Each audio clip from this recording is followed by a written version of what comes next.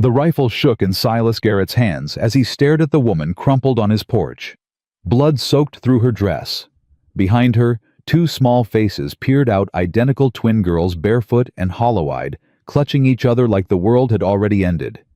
"Please," the woman gasped, her fingers clawing at his boot.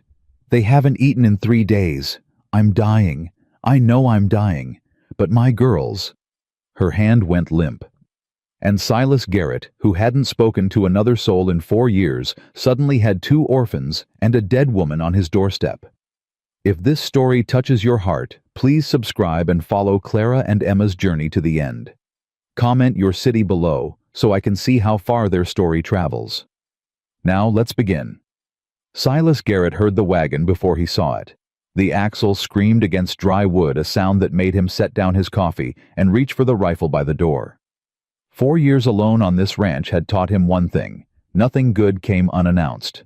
He stepped onto the porch and squinted against the afternoon sun. A wagon lurched toward his property, moving too fast, weaving like the driver had lost control. One of the front wheels wobbled dangerously.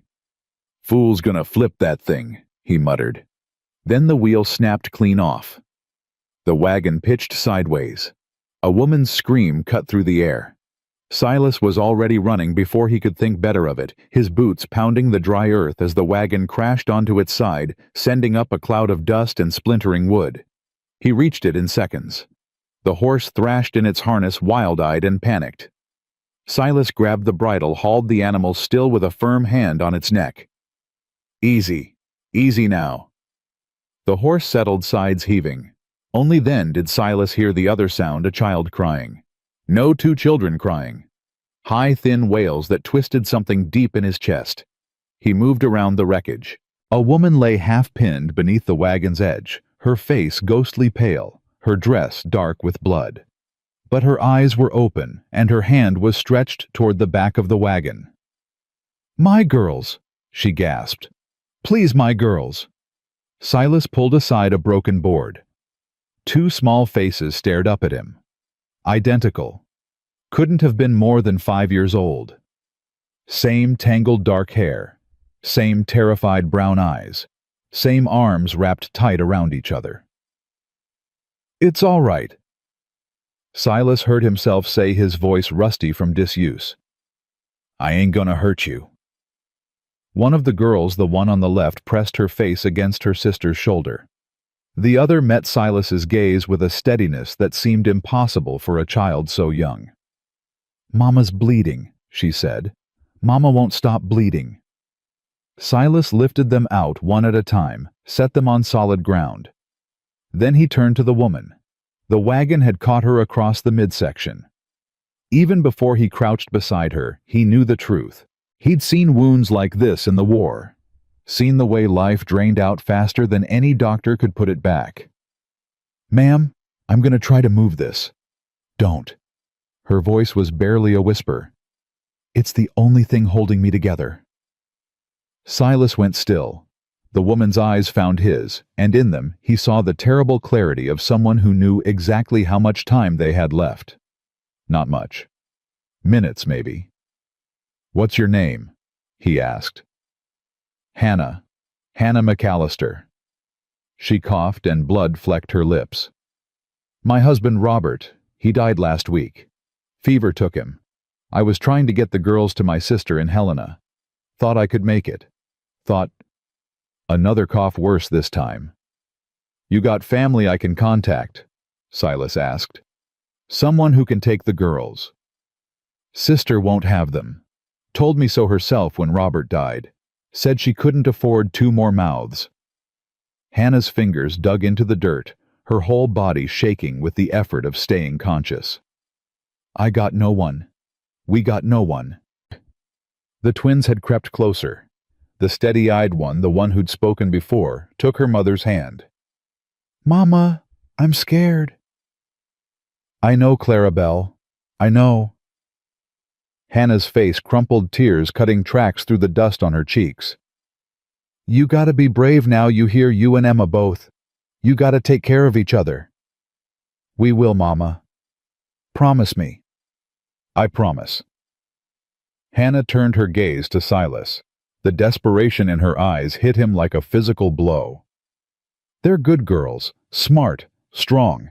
They won't be trouble, I swear to you. They can work. Clara's already learned her letters, and Emma can charm birds right out of the trees. Please." Her voice broke on the word. "Please don't let them go to an orphanage. Don't let them get separated. They're all each other's got." Silas's jaw tightened. 4 years ago he'd buried his wife Ruth. Buried his son Samuel 6 months after that. He'd sworn then that he was done. Done with caring. Done with losing. Done with anything that might crack open the frozen place where his heart used to be. "Ma'am, I know I got no right to ask." Hannah's hand shot out, gripped his wrist with surprising strength. "I know you don't know us from Adam, but I watched you. The way you calmed that horse, the way you lifted my girls. You're a good man, I can see it. You don't know what you're seeing. I know a father when I see one." The words hit like a bullet. Silas flinched back. "I ain't nobody's father. Not anymore." "Then be nobody's father to them." Hannah's voice had gone thread thin, her grip weakening. "Just let them stay until you can find somewhere better. A week, a month, however long it takes. Just don't let them be alone. Please. They're so small. They're so—" Her eyes drifted closed. Ma'am. Clara was pulling at her mother's hand, now her face crumpling. Mama, wake up." Emma, the quiet one, the one who'd hidden her face, started to sob. Deep, gut-wrenching sounds that no child should ever have to make. Silas pressed 2 fingers to Hannah McAllister's neck. Found a pulse. Weak fluttering, but there. "She ain't dead yet," he said roughly. "But she will be if I don't get this wagon off her." He stood, calculated the angle, the weight. Moving the wagon might kill her faster, but leaving it would kill her for certain. "You two, stand back." Clara pulled Emma away, both girls clutching each other, their eyes huge and wet. Silas braced his shoulder against the wagon's edge, planted his boots and pushed. His muscles screamed. Wood groaned. For one terrible moment nothing happened. Then the wagon shifted, tilted, crashed back onto its side away from Hannah's broken body. Silas dropped to his knees beside her. The damage was worse than he'd thought. The wound gaped dark and ugly, and he could see things that shouldn't ever be seen outside a body. "Clara." He kept his voice steady, though his hands wanted to shake. "I need you to take your sister into my house. The door's open. You find the kitchen and you wait there. Don't come out until I come get you." "But Mama." "I'll take care of your mama. You take care of Emma. That's your job right now. You understand?" Something shifted in Clara's face. A terrible, too old understanding settling over her young features. "Yes, sir." She took Emma's hand. Emma whimpered, reached for her mother. "Come on, Emmy." Clara's voice shook but didn't break. "We gotta go inside now." "I don't want to. I want Mama." "I know. I want Mama too. But we gotta be brave. Mama said so." Silas watched them go, 2 small figures making their way toward his empty house, holding on to each other like the last survivors of a shipwreck. Then he turned back to Hannah. Her eyes had opened again. Clear now. Too clear, the way dying eyes sometimes got right at the end. They're gone. Inside. Where they can't see. Good. Hannah let out a long breath. "I don't want them to watch me go." "You ain't going nowhere yet." But they both knew that was a lie. "I was a school teacher," Hannah said, "before I married Robert. Taught for 6 years back in Ohio. I wanted Clara and Emma to have an education. Wanted them to have choices." Her laugh came out as a wet gurgle. "Some choice I've given them now. Ma'am?" "Hannah. My name is Hannah, and I'm going to die on a stranger's land, leaving my children with a man I met 5 minutes ago, so I figure we can skip the formalities." Silas didn't know what to say to that, so he said nothing. "Will you tell me your name?" Hannah asked. "Silas. Silas Garrett. Silas. She tested the word. That's a good name. Strong. Biblical. One who prays. Her eyes searched his face. You don't look much like a praying man. I ain't. Not anymore. Maybe my girls will change that. Hannah's hand found his again. Her grip barely a whisper now. They changed everything for me. From the moment they were born, I understood what it meant to love something more than your own life. You know that feeling. The frozen place in Silas's chest cracked just a little. Yeah, he said roughly. I know it. Then you understand why I'm begging you. Not for me. For them. Tears slipped down Hannah's temples, disappeared into her hair. They're good girls. Smart. Brave. Clara's the strong one. She'll fight you if she thinks she has to. But Emma? Emma feels everything so deep. She's going to need patience. Gentleness. She's going to need someone to show her that the world isn't as cruel as it seems today. I don't know nothing about raising girls. You don't have to know. You just have to be there. Hannah's voice was fading now, each word costing more than the last. That's all any child needs. Someone who's there. Someone who doesn't leave. Her eyes started to drift closed again. Hannah. Hannah, stay with me. Can't. The word was barely a breath. Tell them. Tell my girls. She never finished. Silas sat there for a long moment, his hand still wrapped around a dead woman's hand, the Montana sun beating down on his back. He could hear the birds singing in the distance, the horse shifting in its broken harness. Normal sounds for a normal day that had become anything but. Then he heard footsteps on the porch. Small footsteps. He turned. Clara stood in the doorway, Emma hiding behind her. The look on Clara's face said she already knew. Somehow, impossibly, she already knew. She's gone, Clara said. It wasn't a question. Yeah. What happens to us now? Silas pushed himself to his feet. His back ached. His heart ached worse.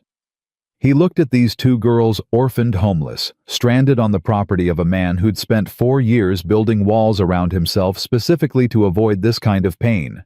He should take them to town, hand them over to the sheriff, let the proper authorities figure out what to do with 2 little girls nobody wanted. That's what he should do. You hungry?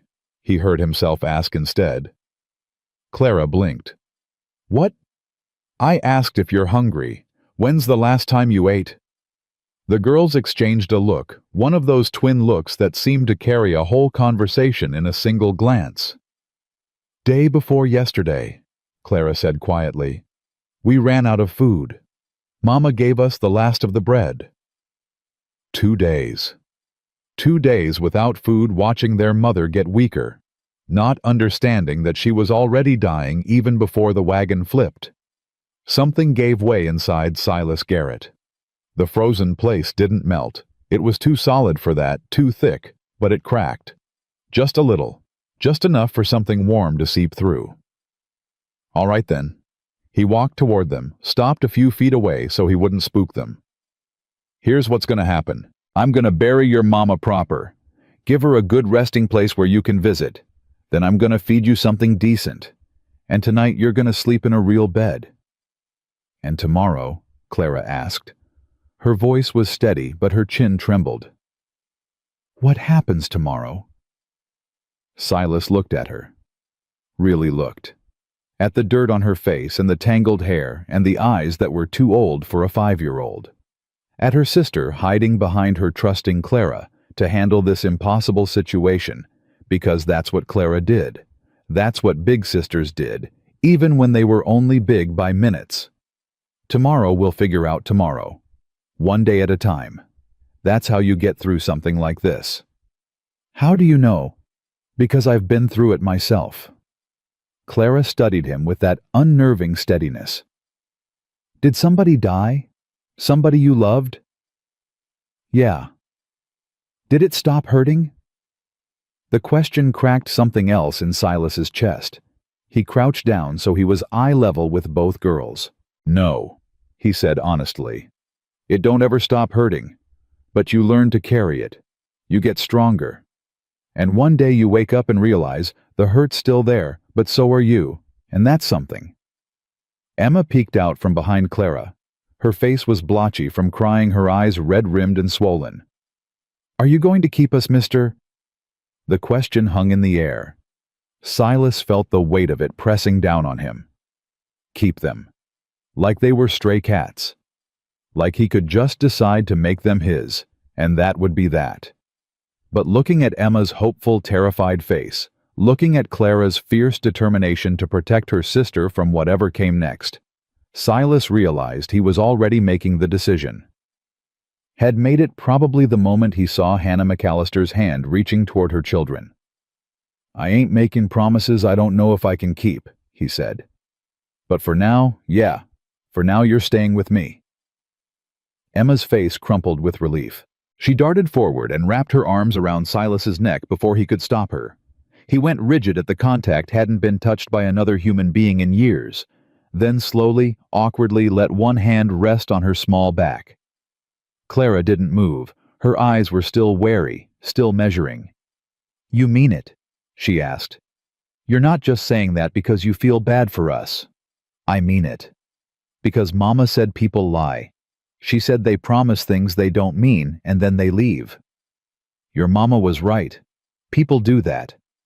Silas met Clara's gaze squarely. But I ain't people. I'm me.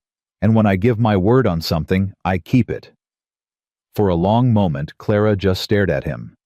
Then something in her face shifted. Not trust, not yet, but the beginning of it.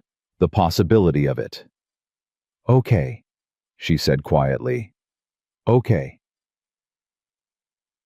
The burying took the rest of the afternoon. Silas dug the grave himself, choosing a spot on the hill behind the house where the wildflowers grew thick in summer. It was where Ruth and Samuel were buried, though he didn't tell the girls that. Not yet. Some truths needed time before they could be shared. Clara and Emma watched from the porch, their small bodies pressed together. Silas had tried to convince them to go inside, but Clara had refused. She's our mama, Clara said. We're not leaving her alone. So they watched. And when Silas lowered Hannah McAllister into the ground, Clara walked forward with something clutched in her hand. This was Mama's, she said, showing him a small book with a worn leather cover. Her Bible. She read to us from it every night. You want to put it in with her? Clara shook her head fiercely. No, I want to keep it. But I thought maybe we could read some of it. Over her. So she knows we remember. Silas hadn't opened a Bible in 4 years, but he took the book from Clara's small hands and opened it to the page she pointed to. The Lord is my shepherd. He read, his voice rough. I shall not want. He maketh me to lie down in green pastures. He leadeth me beside the still waters. Emma started crying again. Clara put her arm around her sister and didn't make a sound, but tears streamed down her face too. Yea, though I walk through the valley of the shadow of death, I will fear no evil, for thou art with me. Silas kept reading until the end, then closed the book and handed it back to Clara. You want to say anything, either of you. Clara stepped to the edge of the grave. She looked down at the bundled form of her mother wrapped in a clean sheet from Silas's house. I love you, Mama, she said. I'm going to take care of Emma like you asked. I promise. And I'm going to be brave. Every single day, I'm going to be brave. She stepped back. Emma took her place. I love you, Mama. Emma's voice was thick with tears. I'm sorry I cried so much. I'm sorry I wasn't braver. I'm going to try harder. Clara's going to help me. Silas filled in the grave while the girls watched. When it was done, he found a flat stone and scratched Hannah's name into it with his knife. Not much of a marker, but it was something. Come on, he said quietly. Let's get you two fed. Inside the house, Silas heated up beans and cornbread, all he had, that didn't require real cooking. The girls ate like they were starving, which they were, their small hands shoveling food into their mouths so fast they barely chewed. "Slow down," Silas said. "You'll make yourself sick." Clara forced herself to slow. Emma didn't manage it quite as well, but she tried. When the plates were empty, Silas refilled them. The girls looked at him with something like wonder. "More," Emma whispered. "More." "But won't you run out?" "I got plenty. Eat." They ate until their bellies were full and their eyelids were drooping. Silas showed them to the room at the end of the hall, Samuel's old room, though he didn't say that either. "You can both fit in the bed," he said. "There's water in the pitcher if you get thirsty. Chamber pot's under the bed. Any questions?" Clara looked around the room, at the small bed with its faded quilt, the wooden horse on the shelf, the drawings pinned to the wall. "Someone lived here before," she said. "A boy." "Yeah." "What happened to him?" Silas's throat tightened. "He died. Long time ago." Clara nodded slowly, like this made sense to her. Like death was something she understood now, something that could come for anyone at any time, and leave the living to figure out what came next. "What was his name?" "Samuel." "Was he your son?" "Yeah." Clara reached out and touched the wooden horse gently, reverently. "I'm sorry he died," she said. "I bet he was a good boy." "He was." "We'll take care of his room, me and Emma. We won't break anything." Silas nodded once, not trusting his voice. Then he turned and walked out, pulling the door closed behind him. In the hallway he leaned against the wall and pressed the heels of his hands to his eyes. His chest hurt. Everything hurt. 4 years of not feeling anything, and now he had 2 little girls in Samuel's room, wearing their dead mother's grief like a second skin, and he'd promised to take care of them. He'd promised. What the hell had he done? From behind the door, he heard Clara's voice, soft but clear. "It's okay, Emmy. We're going to be okay. Mr. Silas is going to help us. Did you see how he read from Mama's Bible, and how he dug her grave all by himself? He's a good man. Mama said so." "I miss Mama." Emma's voice was tiny, broken. "I know. I miss her too. But we're going to be brave. Remember? That's what Mama wanted." "I don't feel brave." "That's okay. I'll be brave for both of us. That's what big sisters do. You're only 6 minutes older than me." 6 minutes is still older. A watery laugh, then silence. Silas stood in the hallway for a long time, listening to the house settle around him. It had been so quiet for so long. 4 years of nothing but his own footsteps, his own breathing, his own thoughts rattling around inside walls that felt more like a tomb than a home. Now there were 2 little girls sleeping in his son's bed. 2 little girls who'd lost everything and had nowhere else to go. 2 little girls who, for reasons Silas couldn't quite understand, seemed to believe he could save them. He walked to the front porch and sat down on the step.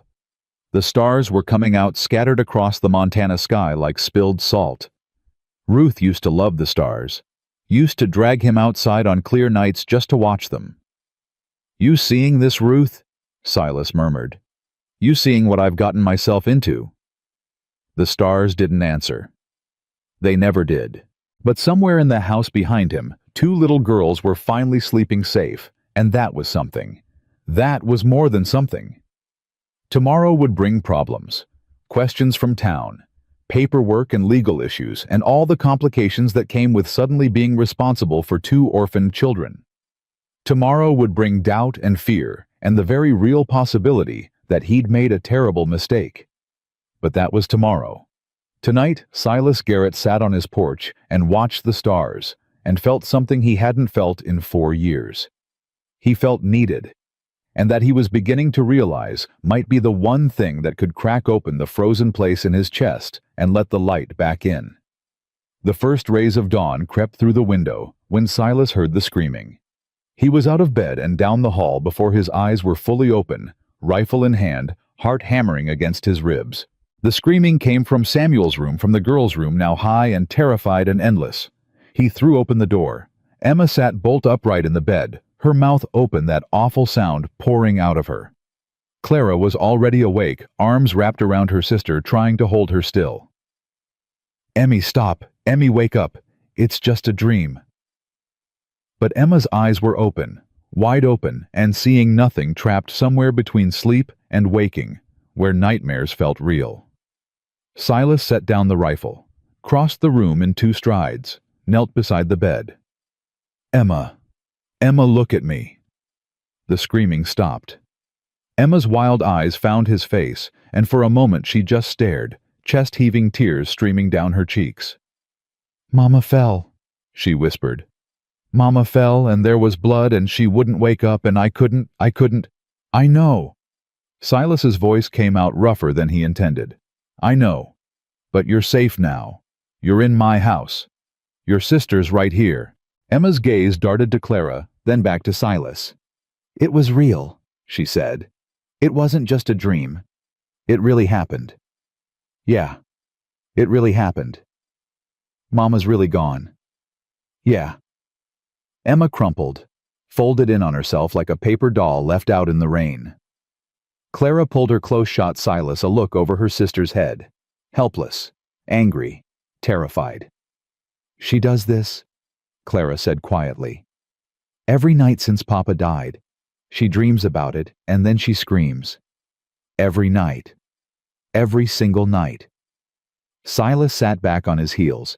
He didn't know what to do with this, didn't know how to fix a little girl's nightmares when he couldn't even fix his own. "There coffee in the kitchen?" Clara asked. The question caught him off guard. "What?" "Coffee. Mama used to make Emma coffee when she had bad dreams. Said it helped settle her stomach." "You're 5 years old.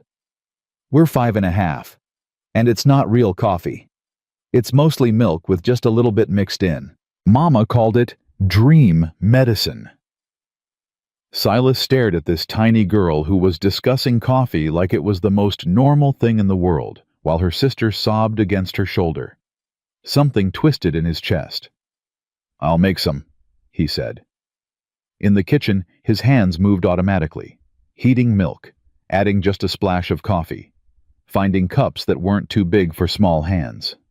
Ruth used to do something similar for Samuel when he was sick. The memory hit him sideways, nearly buckled his knees. He carried the cups back to the room. Emma had stopped crying but still clung to Clara like a drowning person to a rope. "Here." Silas handed Clara both cups. "Careful. It's hot." Clara blew on her cup, then held it to Emma's lips. Emma took a small sip, then another. The tension in her small body began to ease just a little. "Thank you," Clara said. "Don't mention it." "Mr. Silas?" "Yeah." "What happens today?" Silas rubbed the back of his neck. He'd been asking himself the same question since he woke up. "I gotta go into town, file papers with the sheriff, make things official." "What kind of official?" "The kind that says you're staying here, that I'm responsible for you." Clara's eyes narrowed. "What if they say no?" "They won't." "But what if they do? What if they take us away? What if they put us in an orphanage and split us up?" "Clara," Silas made his voice firm, "that ain't gonna happen. I gave my word." "Words don't mean nothing. People break them all the time." The bitterness in her voice made Silas's chest ache. 5 years old, and already she'd learned that lesson. 5 years old, and she trusted no one. "Some people break their word," Silas said. "I ain't some people. When I say something, I mean it. You'll learn that about me." Clara studied him for a long moment. Then she nodded slowly. "Okay, but I'm coming with you. To town. You said you're making things official. That means talking about us. We should be there. It ain't that kind of—" "Please." Clara's voice cracked just slightly, the first real vulnerability she'd shown. I need to know what's happening. I need to see it for myself. I can't just sit here and wait and wonder if you're coming back or if someone's coming to take us instead." Silas looked at her, then at Emma, who had gone very still, watching him with those huge, frightened eyes. He sighed. "Fine. You can both come. But you stay close, you stay quiet, and you do what I say. Understood?" Clara's face lit up with something almost like hope. Understood. 2 hours later, Silas pulled the wagon to a stop in front of the sheriff's office.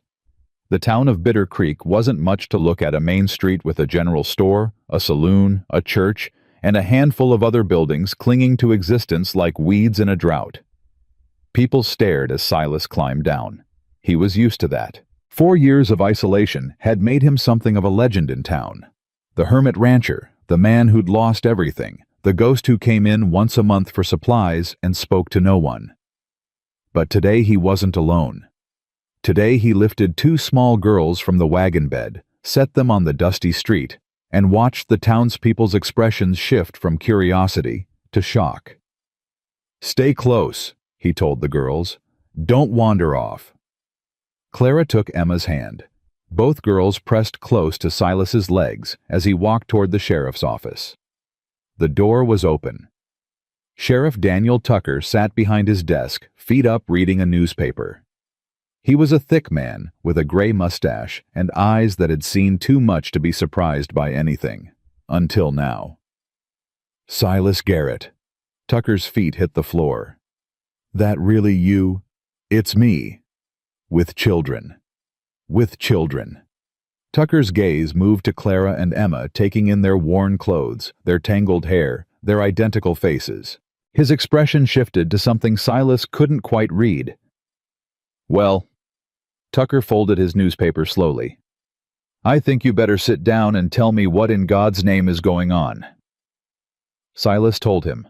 All of it. The wagon crash. Hannah's dying words. The decision to keep the girls rather than hand them over to strangers. Tucker listened without interrupting. When Silas finished, the sheriff was quiet for a long moment. "You realize what you're asking," Tucker said finally. "Taking in 2 orphans ain't like taking in stray dogs. There's legal implications, responsibilities." "I know. You've been living alone for 4 years, barely spoken to another soul in all that time, and now you want to raise 2 little girls?" "I don't want anything." Silas's voice came out harder than he intended. "I'm doing what needs doing. Their mama asked me to keep them safe. That's what I'm going to do. And if someone objects, if family comes forward, if the state decides you ain't fit, then they'll have to go through me." Tucker's eyes moved to Clara, who had been standing rigid and silent throughout the conversation. "What about you, little miss? You got anything to say about all this?" Clara lifted her chin. "Mr. Silas saved us. Our mama asked him to take care of us before she died. He promised. That's all I need to know." "You trust him? Man, you just met yesterday. I trust that Mama trusted him. And Mama was never wrong about people." Tucker raised an eyebrow, glanced back at Silas. "Smart kid." "Yeah, she is." The sheriff pulled out a ledger, dipped his pen in ink. "All right. Let's make this official. Full names of the children." "Clara and Emma McAllister," Clara said before Silas could answer. "We're twins. We were born on March 15th, 1873. Our father was Robert McAllister, and our mother was Hannah McAllister, maiden name Brooks." Tucker's pen paused. "You got all that memorized?" "Mama made us learn it. Said we should always know who we are, no matter what happens." Something flickered in Tucker's eyes. Respect, maybe, or sadness. "Smart mama you had." "Yes, sir, she was." Tucker wrote it all down. Then he looked at Silas. "I'm listing you as legal guardian. Temporary for now until we can confirm there's no other family with a claim. You understand what that means. You're responsible for their education, their welfare, their safety. Anything happens to them, it's on your head." "I understand." "You'll need to register them for schooling. Find them proper clothes. Make sure they're fed, housed, and cared for according to the law." I said I understand. Tucker set down his pen, leaned back in his chair. "Silas, I've known you a long time. Knew you before Ruth and Samuel passed. Knew you after. And I'm going to tell you something straight because I think you need to hear it." Silas's jaw tightened. "Go ahead." "These girls just lost everything. Their whole world collapsed in a single day. They're going to need more than food and shelter. They're going to need patience, kindness, love." Tucker's voice dropped. "I don't know if you've got any of that left in you." The words landed like a blow. Silas felt them in his chest, felt the truth of them pressing against the frozen place he'd built around his heart. "Maybe I don't," he said quietly. "Maybe I ain't got nothing left to give. But I'm gonna try anyway. Because their mama asked me to. And because—" He stopped. "Because what?" Silas glanced down at Clara and Emma, both staring up at him with those identical brown eyes. "Because maybe they ain't the only ones who need saving." Tucker was quiet for a long moment. Then he nodded slowly. "All right then. Papers are filed. Girls are officially in your custody." He stood, offered his hand. "Good luck, Silas. You're gonna need it." Silas shook his hand. "I know." They were halfway to the door when a woman's voice rang out. "Sheriff Tucker, what is the meaning of this?" Silas turned. A woman stood in the doorway blocking their exit. She was perhaps 50, with graying hair pinned in an elaborate style, and eyes that swept over the scene with undisguised disapproval. "Mrs. Holloway." Tucker's voice went carefully neutral. "Something I can help you with. I heard there was a wagon accident yesterday, a woman killed, and now I see Mr. Garrett walking through town with 2 small children." Mrs. Holloway's gaze fixed on Silas like a hawk spotting prey. "Care to explain?" "Nothing to explain. The children's mother died. Mr. Garrett's taking them in." "Taking them in." Mrs. Holloway's voice rose. "A single man, living alone on that isolated ranch, taking in 2 young girls. Everything's legal and documented, Mrs. Holloway. Legal and proper are 2 different things, Sheriff." She stepped closer, her eyes moving to Clara and Emma with an expression that made Silas's fists clench. "These poor children have suffered a terrible tragedy. They need proper care, a Christian home, women who can provide the guidance young girls require. They need a home that wants them," Silas said flatly. "And that's what they've got." Mrs. Holloway's attention snapped to him. "Mr. Garrett, I don't believe we've been formally introduced, though. Of course I know of you, the hermit rancher, the man who hasn't set foot in church since his family died. And now you expect this town to believe you're capable of raising 2 innocent children?" "I don't expect anything from this town, ma'am. Never have." "Perhaps that's the problem." Mrs. Holloway drew herself up. "I represent the Ladies' Moral Improvement Society. We exist precisely for situations like this to ensure that vulnerable children are placed in appropriate environments. These children have been placed with me. An arrangement I intend to investigate thoroughly." Mrs. Holloway turned back to Tucker. "Sheriff, I trust you'll keep careful records, and that you'll inform me immediately if circumstances suggest these girls would be better served elsewhere." "Mrs. Holloway." "This isn't over, Sheriff. Not by a long shot."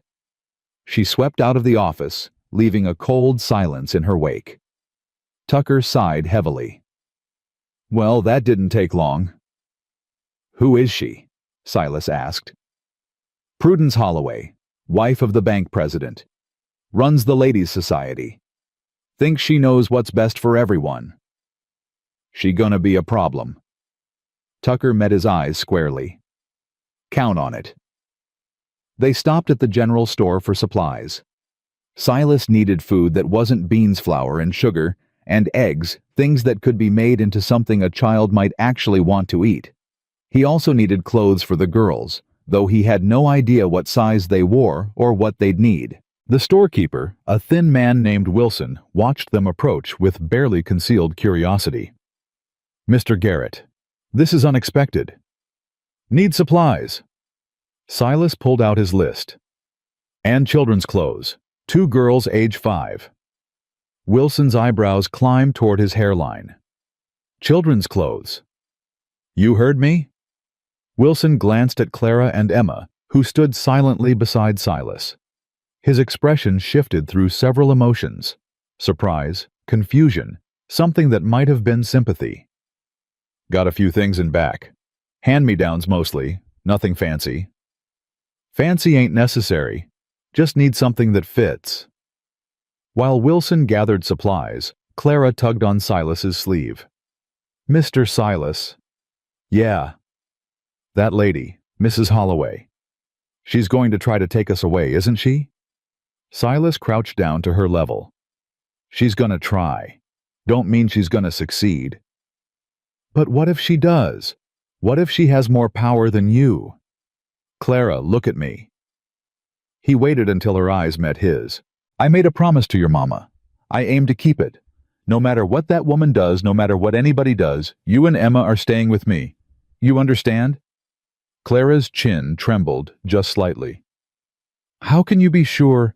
Because I've lost everything that mattered once before, and I'll be damned if I let it happen again. Something in Clara's face shifted. Not quite trust, not yet, but the beginning of belief. Okay, she whispered. Okay. They loaded the supplies into the wagon. As Silas lifted Emma up to the seat, a woman's voice called out, Wait, please wait. He turned. A Chinese woman was hurrying toward them, her dark hair pulled back simply, her clothes practical and worn.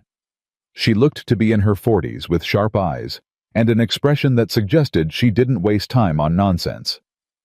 You are Mr. Garrett. Yes, the one who took in the twin girls. Who's asking?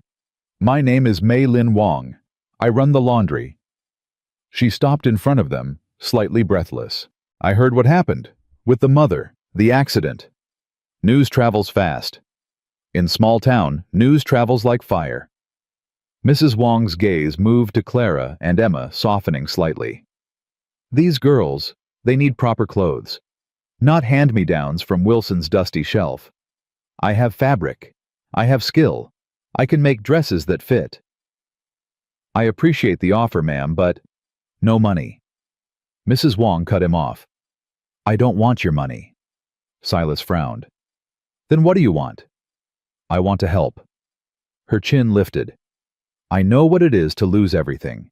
My husband died building the railroad. Left me alone in town that doesn't want Chinese woman running business. People talk about me too. Say I don't belong. Her eyes met his steadily. Maybe people who don't belong should help each other. Yes. For a long moment, Silas didn't know what to say. He'd spent 4 years pushing everyone away, convinced that isolation was the only way to survive. And now, in the space of a single day, he'd acquired 2 children and what appeared to be an ally. I don't know how to thank you, he said finally. Mrs. Wong waved her hand. Don't thank. Just bring girls to my shop tomorrow.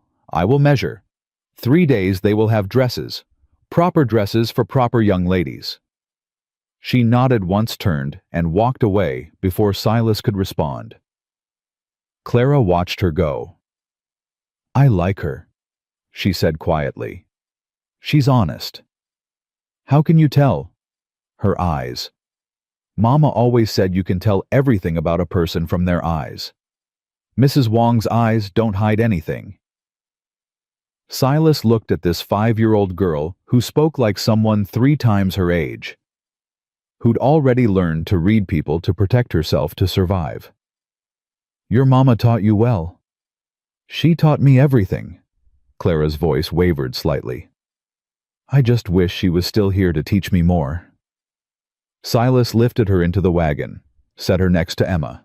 Both girls looked small and fragile against the wooden seat, 2 little survivors clinging to each other in a world that had already shown them its cruelty. She is still here, he said gruffly. Every time you remember something she taught you, every time you use something she showed you, that's her still teaching. Death don't erase that. Clara's eyes filled with tears. She blinked them back fiercely. Do you still feel your family, The ones you lost. The question cut deeper than any knife.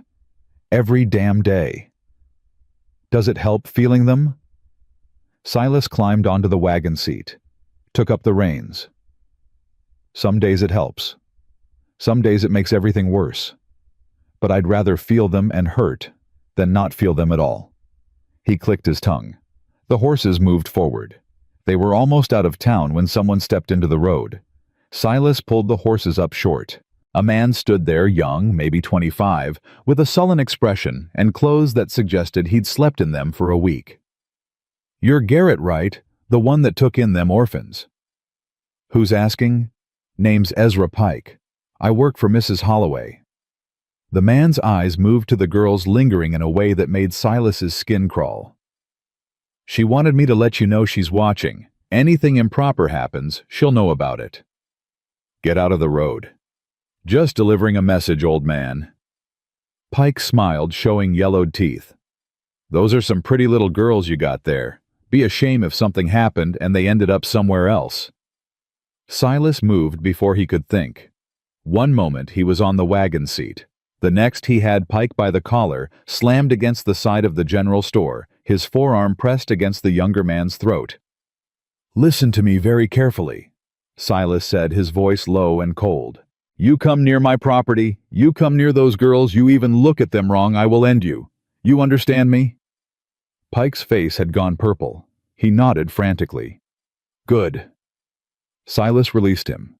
Pike slid down the wall, gasping for air. "Now get out of my sight." Pike scrambled away, coughing and sputtering. Silas walked back to the wagon, climbed up, took the reins. His hands were shaking.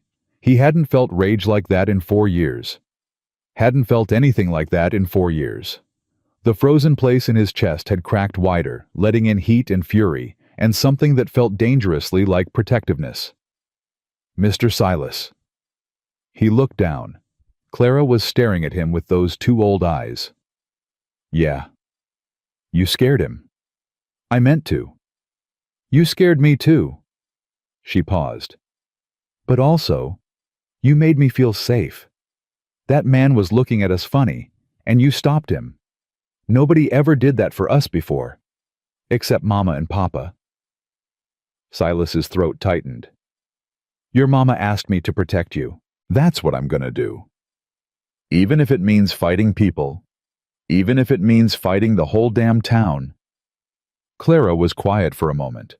Then she leaned against his arm just slightly. A tiny gesture of trust that hit him harder than Pike's threats ever could. "Thank you," she whispered. Silas guided the horses toward home. "Don't thank me yet.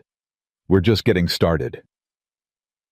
The ranch appeared on the horizon as the afternoon sun began its descent. The girls had fallen asleep against each other, exhausted by the day's events. Silas pulled the wagon to a stop and sat there for a moment, looking at his property with new eyes. For 4 years this place had been a tomb, a monument to everything he'd lost. He'd maintained it out of habit, not hope, gone through the motions of living without actually being alive.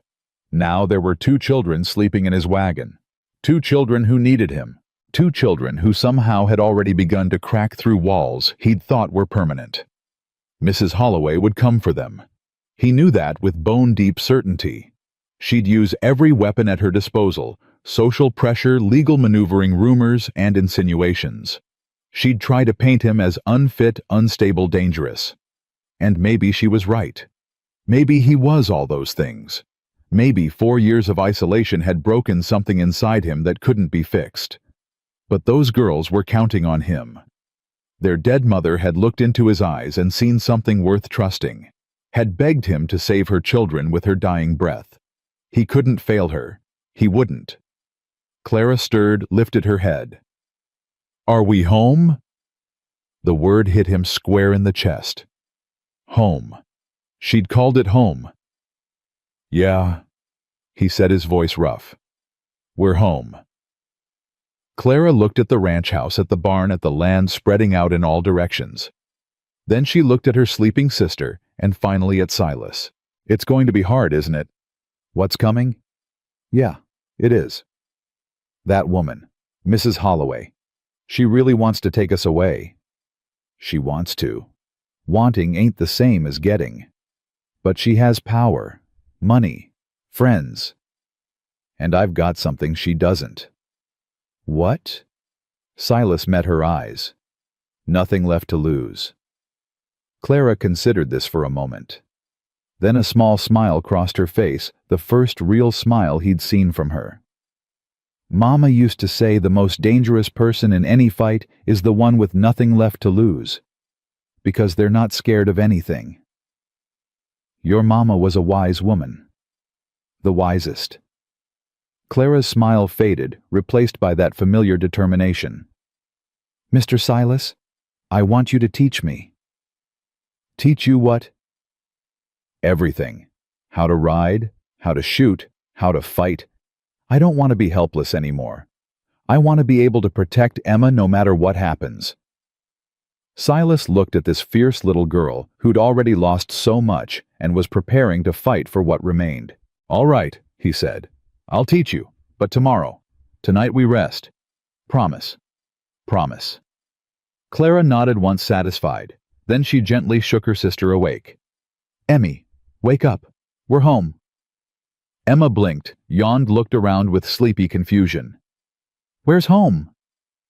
Clara pointed at the ranch house. There, that's home now.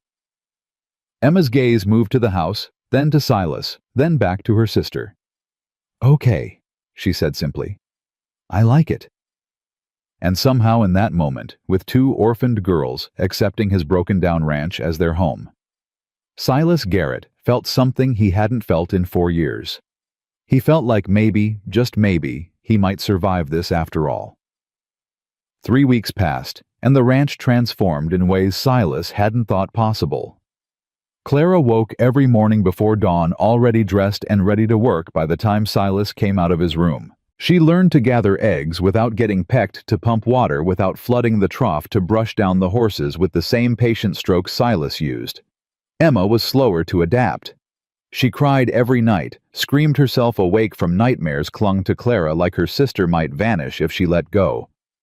But during the days, she began to emerge from her shell. She talked to the chickens, named each one after flowers: Rose Daisy, Lily Violet. She sang while she worked soft little songs her mother had taught her, and sometimes Silas caught himself stopping just to listen. Mrs. Wong delivered the dresses on the 4th day, 3 each for Clara and Emma, practical, but pretty made with a care that showed in every stitch. She'd also included 2 nightgowns and a set of undergarments, and when Silas tried to pay her, she'd waved him off. Next time, she said, when the girls are settled, when they feel like they belong. The words stuck with Silas. Belong. He wasn't sure any of them belonged anywhere, but day by day the ranch was starting to feel less like a tomb and more like something else. Something he didn't have a word for yet. On the morning that changed everything, Silas was teaching Clara to saddle a horse. Cinch goes under the belly, he said, guiding her small hands. Pull it tight, but not too tight. Horse needs to breathe. How do I know if it's too tight? You'll feel it. Horse will tell you. Clara's forehead creased with concentration. She pulled the strap, checked the tension, adjusted it slightly. Like that. Silas ran his hand along the mare's side. The horse stood calm and relaxed. Perfect. You're a natural. Clara's face lit up with pride.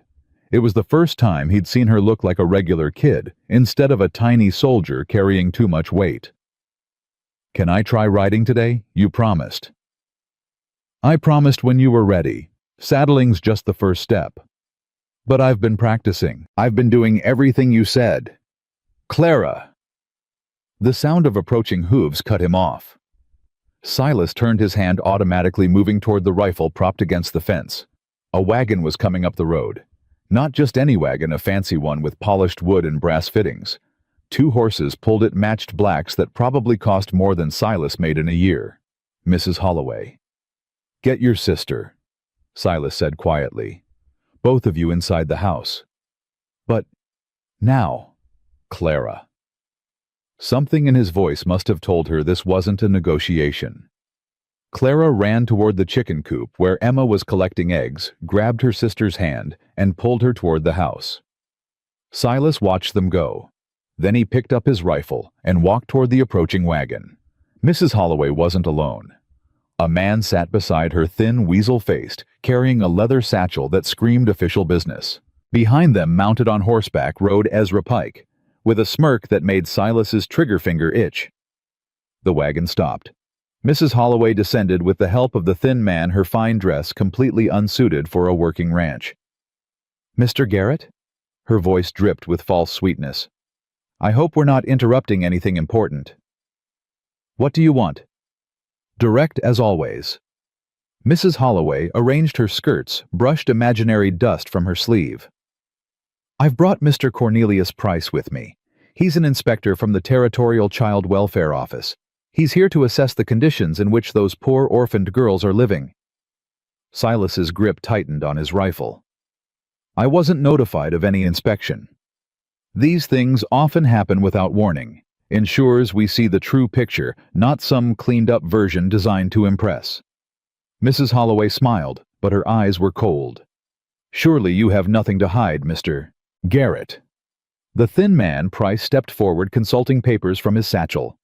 "Mr. Silas Garrett, legal guardian of Clara and Emma McAllister." "That's right. I have authorization to conduct a full inspection of your property, interview the children, and assess their living conditions." Price's voice was nasal and precise.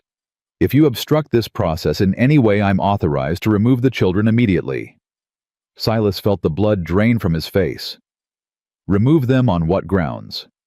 "Suspected neglect, unsuitable environment, failure to provide proper care."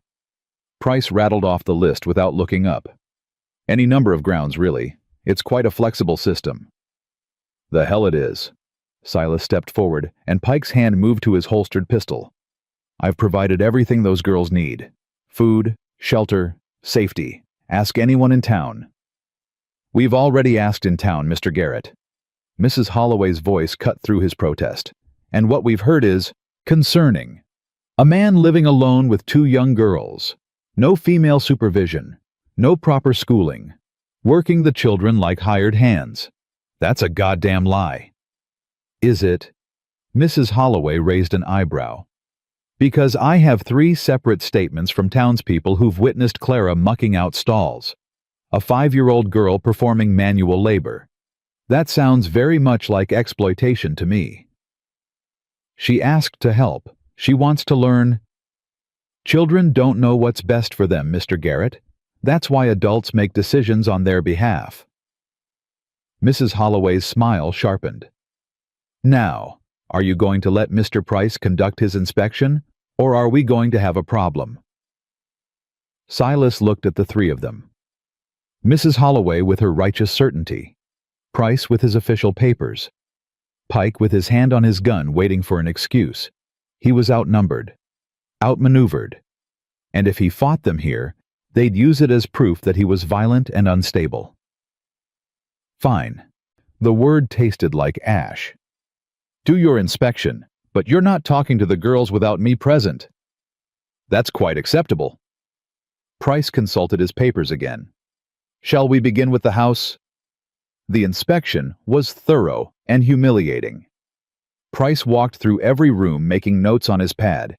He examined the food stores, declared them adequate but limited. He looked at the girls' bedroom, Samuel's old room, and raised an eyebrow at the toys and drawings still decorating the walls. "These belong to your deceased son, I understand." "That's right. And you've placed the girls in this room surrounded by another child's belongings. They like it there. Clara asked to keep Samuel's things. Said it made the room feel less empty." Price made another note. Silas couldn't read his expression. Mrs. Holloway trailed behind her eyes, missing nothing. When they reached the kitchen, she ran a finger along the counter and inspected it for dust.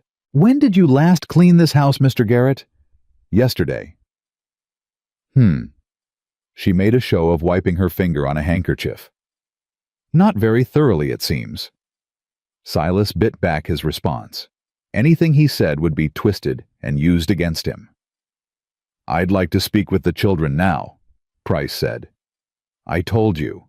Not without me present. Mr. Garrett, children often speak more freely without their guardian listening. They may be afraid to express their true feelings. Or they may be scared to death by strangers asking them questions about being taken away from their home. Silas crossed his arms. They've already lost both parents. I'm not letting you traumatize them further by making them think they're losing me too. Price and Mrs. Holloway exchanged a look. Very well, Price said finally. You may be present, but you will not coach them or interrupt their answers. Agreed? Agreed. They found Clara and Emma in the bedroom sitting on the bed holding hands. Both girls looked up when the door opened, and Silas saw the fear flash across their faces. It's all right, he said quietly. These folks just want to ask you some questions. Answer honestly, and everything will be fine. Clara's jaw set in that stubborn way he'd come to recognize. About what? Price pulled up a chair, sat down with his pad balanced on his knee. He smiled, but it didn't reach his eyes. Hello, Clara. Hello, Emma. My name is Mr. Price.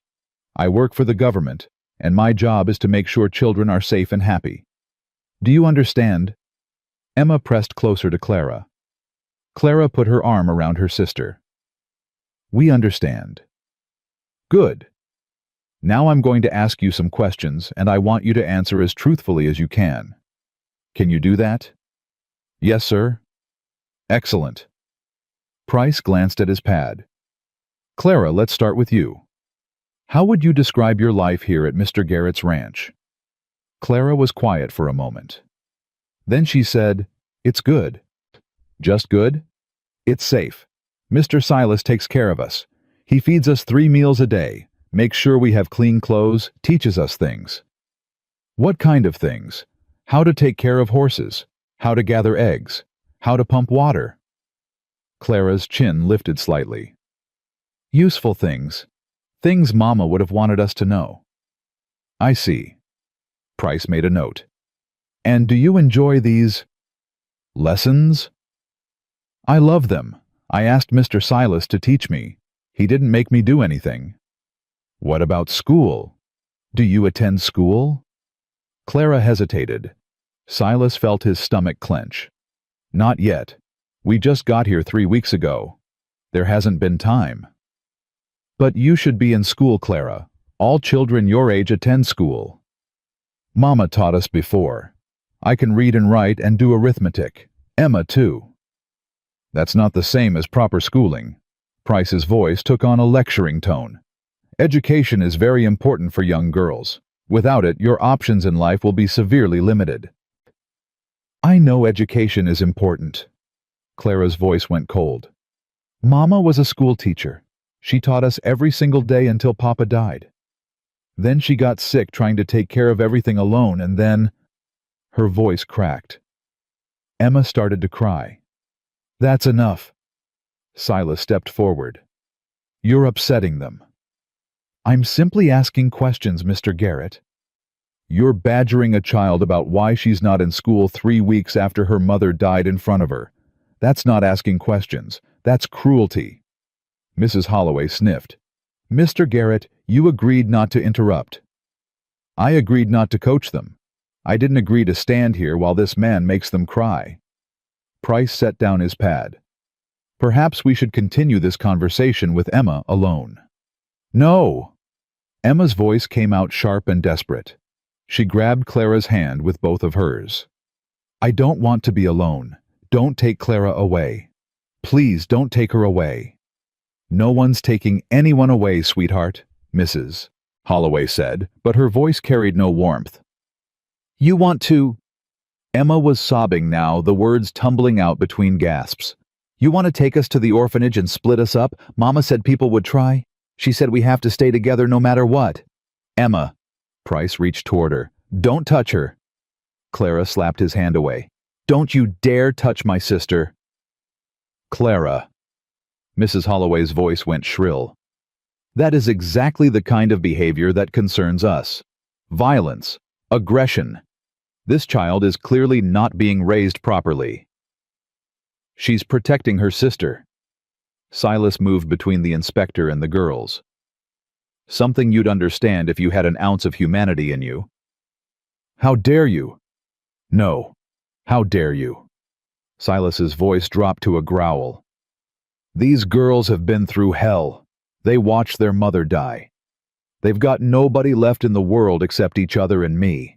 And you come here with your papers and your questions, making them feel like criminals, like they've done something wrong by surviving. What kind of person does that? Mrs. Holloway's face went red with fury. The kind of person who's trying to protect them from an unsuitable guardian. Look at yourself, Mr. Garrett. Look at this place. A broken-down ranch run by a broken-down man who hasn't spoken to another soul in 4 years. You think you're capable of raising children? You can barely take care of yourself. Maybe I couldn't before. Maybe I was broken. But those girls are putting me back together, and I'm not letting you take them away just because you don't approve of how I'm doing it. This isn't about approval. This is about what's best for... What's best for them is staying together, with someone who loves them. The word hung in the air. Love. Silas hadn't meant to say it. Hadn't even known he felt it until the word was out of his mouth. But it was true. Somewhere in the past 3 weeks, these 2 little girls had cracked through his walls and planted themselves in his heart. He loved them. Loved Clara's fierce determination and Emma's gentle spirit. Loved the way they held on to each other, the way they were starting to trust him, the way they made his empty house feel like a home. He loved them, and he would fight to keep them. Clara was staring at him. So was Emma. "You love us," Clara whispered. Silas's throat tightened. "Yeah, kid, I love you." Clara launched herself off the bed and wrapped her arms around his waist. A moment later, Emma joined her. Silas stood there, 2 children clinging to him, and felt something break open in his chest. Not break apart. Break open. Like ice cracking to let spring through. "Well?" Price's voice dripped with disdain. "This is very touching, but emotional demonstrations don't change the facts. These children need proper care. Get out." The voice didn't come from Silas. It came from the doorway. Sheriff Tucker stood there, his badge gleaming, his expression thunderous. "Sheriff." Mrs. Holloway recovered first. "What are you doing here?" "Got word there was an inspection happening. Funny thing, I'm supposed to be notified of any child welfare visits in my jurisdiction, but I didn't hear a thing until Mrs. Wong came running to my office. This is official territorial business.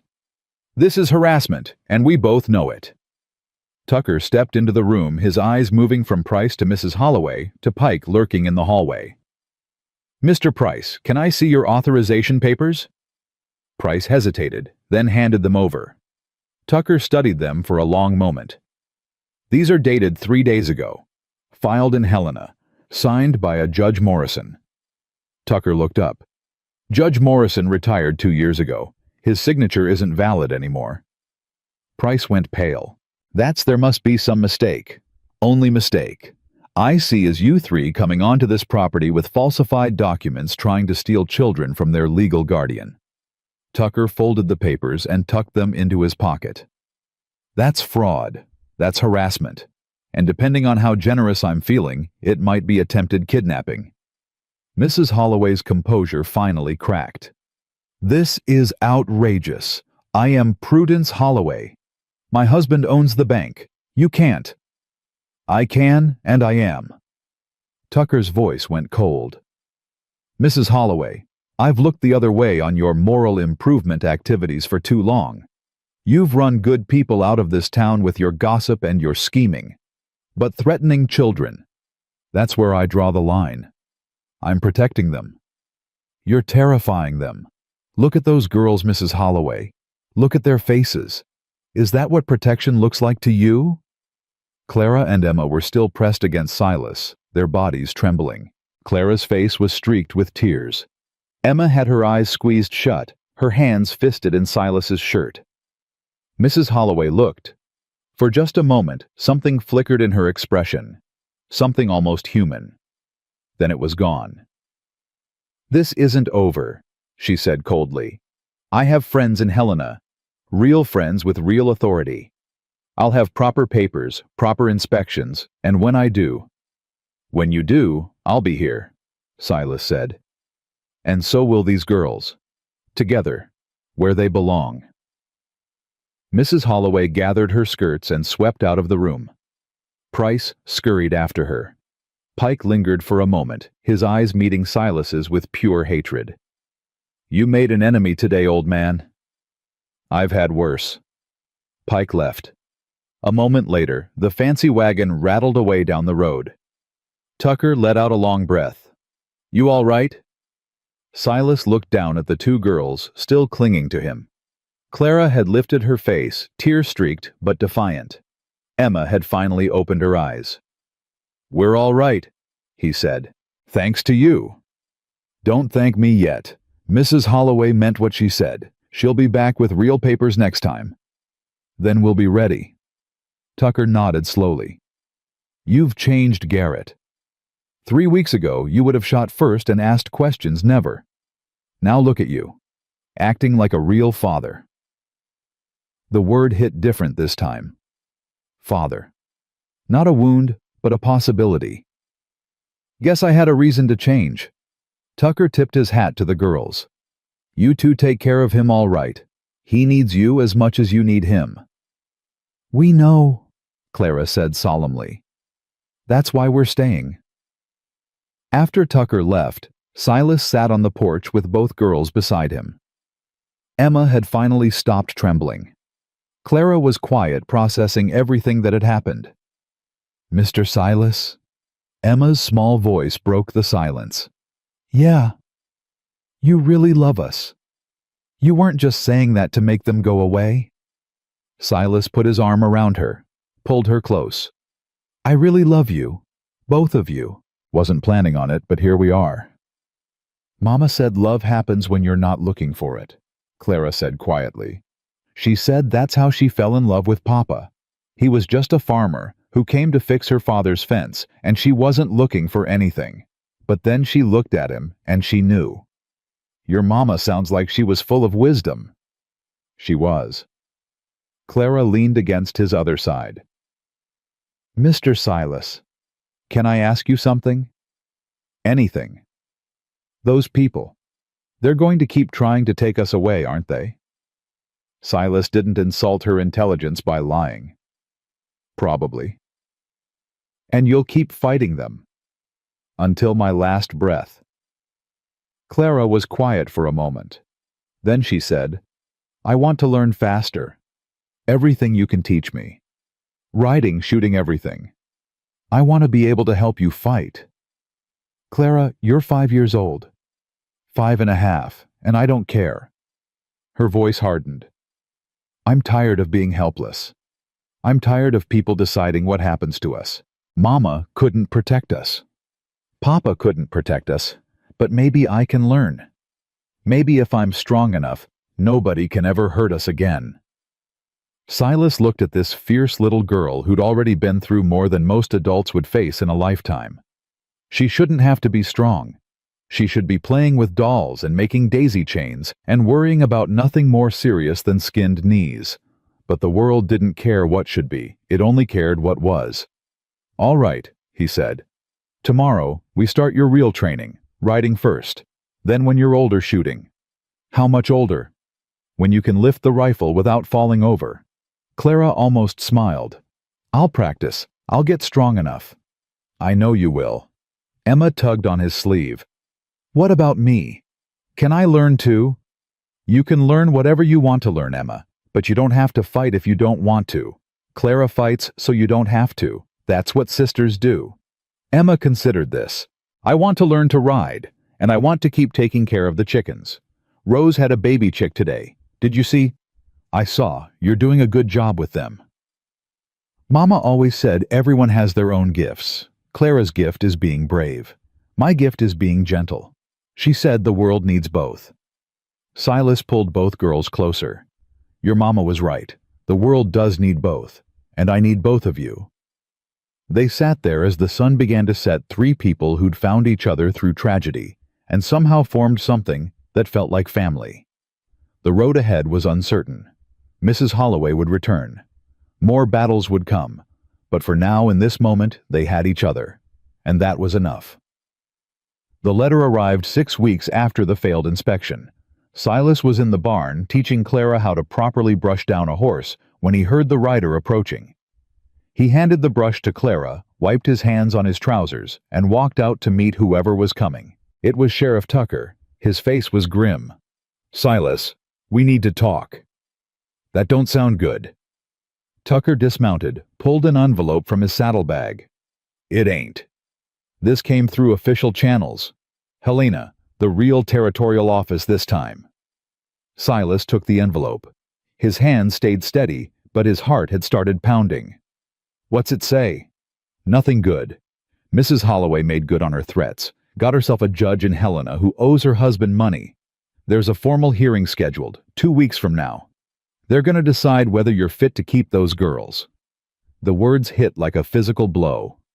"On what grounds?" Same garbage as before, but dressed up in legal language. Unsuitable environment. Lack of proper female supervision. Failure to provide adequate education. Tucker's jaw tightened. "And something new. Claims you've been using the children for unpaid labor. Treating them like servants instead of dependents." "That's a goddamn lie and you know it." "Oh, I know it. Question is whether the judge will believe it."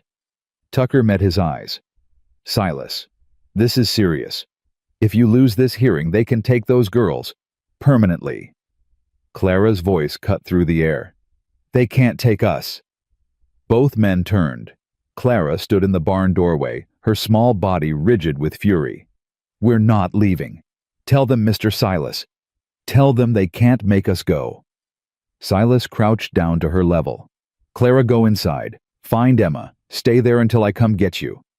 "But now." Clara's face crumpled, but she obeyed.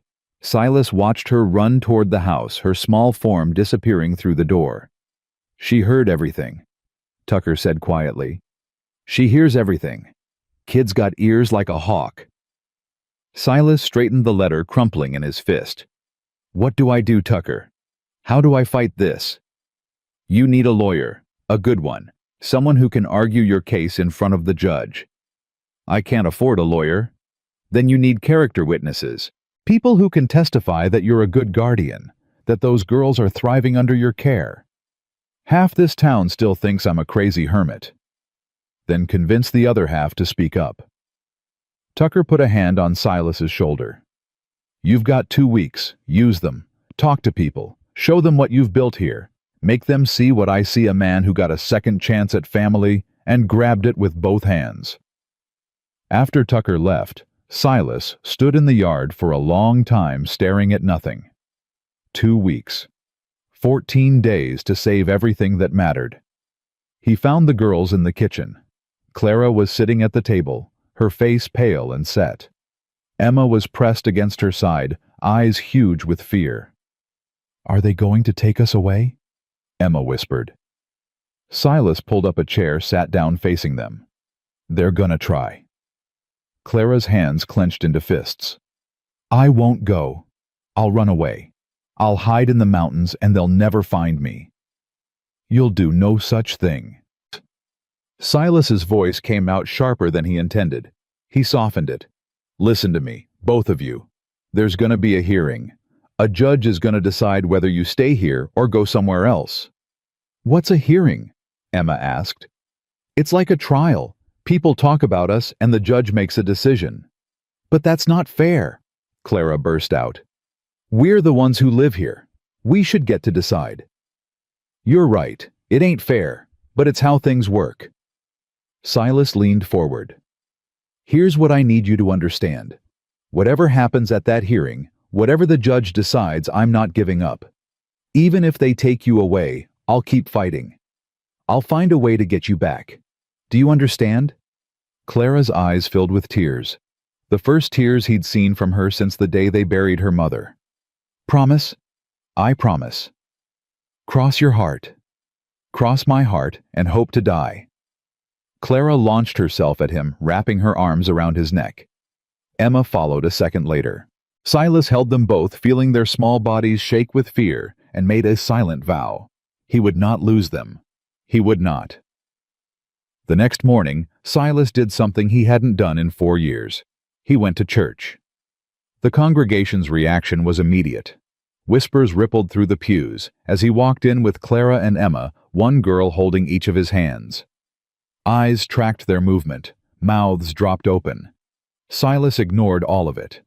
He found a seat near the back and sat down, pulling the girls close. The service passed in a blur. Silas barely heard the sermon. His mind was racing, planning, calculating. When it ended, he stood and walked to the front of the church where Reverend Thomas was greeting parishioners. "Reverend, got a minute?" The Reverend's eyebrows rose. "Mr. Garrett, this is unexpected." "I imagine it is, but I need to talk to you. It's about the girls." They spoke in the Reverend's office while Clara and Emma waited outside. Silas laid out everything, the hearing, Mrs. Holloway's accusations, the danger of losing the children. "I need people to speak for me," he finished. "People who can tell the judge I'm not the monster she's making me out to be." Reverend Thomas was quiet for a long moment. "Mr. Garrett, you've been absent from this community for 4 years. You've spoken to no one, helped no one, connected with no one, and now you want people to vouch for your character. I know how it looks. Do you? Because from where I sit, it looks like a man who only shows up when he needs something." The words stung because they were true. "You're right," Silas said quietly. "I've been selfish. I was so wrapped up in my own grief that I forgot other people existed. But those girls changed me. They made me remember what it means to care about something outside myself. And that's admirable, truly. But I'm not asking for myself." Silas's voice hardened. "I'm asking for them. Clara and Emma have already lost everything once. Their father died. Their mother died in front of them. They've got nobody in this world except me. And if the judge takes them away, they'll be split up, sent to orphanages, maybe adopted by strangers who don't give a damn about them. The territorial system has safeguards. The territorial system is being manipulated by a woman with more money than conscience. You think she cares about those girls? She cares about winning, about proving she can control who belongs in this town and who doesn't." Reverend Thomas studied him for a long moment. "You've changed, Mr. Garrett." "I had to." "Why?" Silas thought about Clara's fierce determination, Emma's gentle spirit, the way they called him Mr. Silas, like he was someone worth naming. "Because they needed me to be better than I was, and I couldn't let them down." The Reverend was quiet. Then he nodded slowly.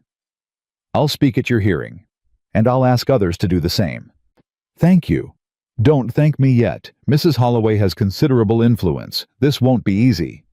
"I don't need easy. I just need a chance." Word spread fast. By the end of the day, half the town knew about the hearing. By the next morning, opinions had split into clear factions. Mrs. Holloway's supporters whispered about propriety and proper care. But others, more than Silas had expected, began speaking up in his defense. Mrs. Wong was the first to volunteer.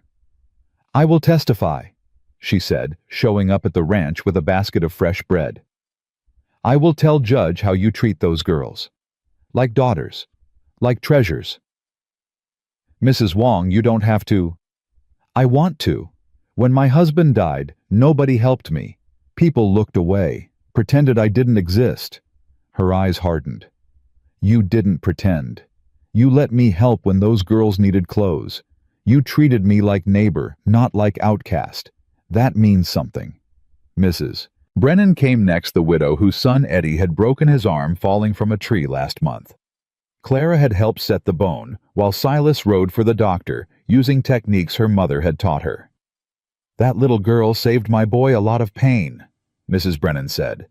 "And when I tried to thank you, you just said, 'Neighbors help neighbors.' Well, now, I'm helping you." Others followed. The blacksmith, who'd noticed how well-fed and happy the girls looked. The general store owner, who'd watched Clara count out pennies to buy candy for Emma, her small face serious with responsibility. Even old Mabel Hutchins, the town gossip, who admitted she'd been wrong about Silas. "Thought you were dangerous," she said, her wrinkled face twisted with something like shame. "Thought you'd hurt those girls, but I've been watching. I see how they look at you. Children can't fake that kind of trust." But not everyone was supportive. 3 days before the hearing, Silas came into town for supplies and found Ezra Pike waiting outside the general store. "Heard you've been making friends," Pike said, smirking. "Shame it won't matter." Silas kept walking. "Mrs. Holloway's got something special planned for that hearing." Pike fell into step beside him. "Something that's gonna blow your whole case apart." "Get away from me." "Just trying to warn you, old man. Save yourself the embarrassment. Hand over those girls now and maybe Mrs. Holloway will go easy on you." Silas stopped, turned, got right in Pike's face. "If you or your boss come near those girls again, I will put you in the ground. That's not a threat. It's a promise." Pike's smirk faltered. "You can't." "I can, and I will. Now get out of my sight." Pike retreated, but his words lingered. Something special planned. What could Mrs. Holloway have that would destroy his case? The answer came the night before the hearing. Silas was putting the girls to bed when he heard horses approaching. Multiple horses, moving fast. "Stay here," he told Clara. "Lock the door behind me. Don't open it for anyone except me." He grabbed his rifle and went outside. Sheriff Tucker was riding up with 2 other men. One of them was a stranger, tall, thin, with cold eyes, and an expensive suit. The other was Reverend Thomas, his face pale with distress. "Silas." Tucker's voice was heavy. "We got a problem." "What kind of problem?" The stranger stepped forward. "Mr. Garrett, my name is Jonathan Brooks. I'm Hannah McAllister's brother." The world tilted. Her brother. "That's right, and I'm here to claim my nieces." Silas's grip tightened on his rifle. "Mrs. McAllister told me she had no family, said her sister refused to take the girls." "I'm not her sister. I'm her brother. We haven't spoken in years. There was a falling out over our parents' estate. But I only just learned of her death." Brooks's voice was smooth, rehearsed. "I came as soon as I heard. Those girls are my blood. They belong with family." "Funny timing." "Excuse me?" "Your sister dies 2 months ago. You show up the night before a hearing that'll determine custody. That's convenient." Brooks's expression didn't change. "I was traveling abroad. News reached me late. But I'm here now, and I intend to do right by my nieces." Tucker stepped forward. "Silas, he's got documentation. Birth certificates, family records, a letter from a lawyer in Boston confirming his identity. It's all legitimate." "I don't care if he's got a letter from God. Those girls don't know him. They've never even heard of him." "That can be remedied." Brooks smiled, but it didn't reach his eyes. "Children are resilient. They'll adjust." "They've already adjusted. They've got a home, a family. They don't need you swooping in to tear it apart." "I'm not tearing anything apart, Mr. Garrett. I'm putting it back together. Those girls are McAllisters. They belong with McAllisters." Silas turned to Tucker. "This is Mrs. Holloway. She found him. She brought him here." "I don't know anything about a Mrs. Holloway," Brooks said smoothly. "I came of my own accord." "Bull. You show up the night before the hearing with perfect timing and perfect paperwork, and you expect me to believe it's coincidence. What I expect, Mr. Garrett, is for you to do the right thing." Brooks's voice hardened. "Hand over my nieces, and we can avoid the unpleasantness of a hearing altogether. Continue fighting, and I'll have to testify that their legal guardian refused to release them to their rightful family. How do you think the judge will view that?" The trap was elegant. If Silas fought, he looked like he was keeping the girls from their family. If he gave in, he lost them forever. "I want to talk to the girls," Brooks said. "Surely you can't object to that." "They're asleep." "Then wake them. They have a right to know their uncle has come for them. They have a right to not be traumatized by strangers in the middle of the night." Mr. Garrett, tomorrow. Silas's voice was final. You can see them tomorrow, at the hearing, in front of the judge, with witnesses. Brooks's smile tightened. Very well, but this changes nothing. Blood is blood, Mr. Garrett. In the eyes of the law, I have more claim to those children than you ever will. He turned and walked back to his horse. I'll see you tomorrow. After they left, Silas stood in the yard, his mind racing. Blood is blood. The phrase echoed in his head. In the eyes of the law, Brooks was right. A biological uncle trumped a legal guardian, especially one who'd only had custody for 2 months. He'd lost. Before the hearing even started, he'd already lost. Mr. Silas? Clara's voice came from behind him. He turned. She was standing in the doorway, Emma peering out from behind her. You were supposed to stay inside. I heard everything. Clara's face was pale but determined. That man says he's our uncle. He does. Mama never mentioned a brother. I know.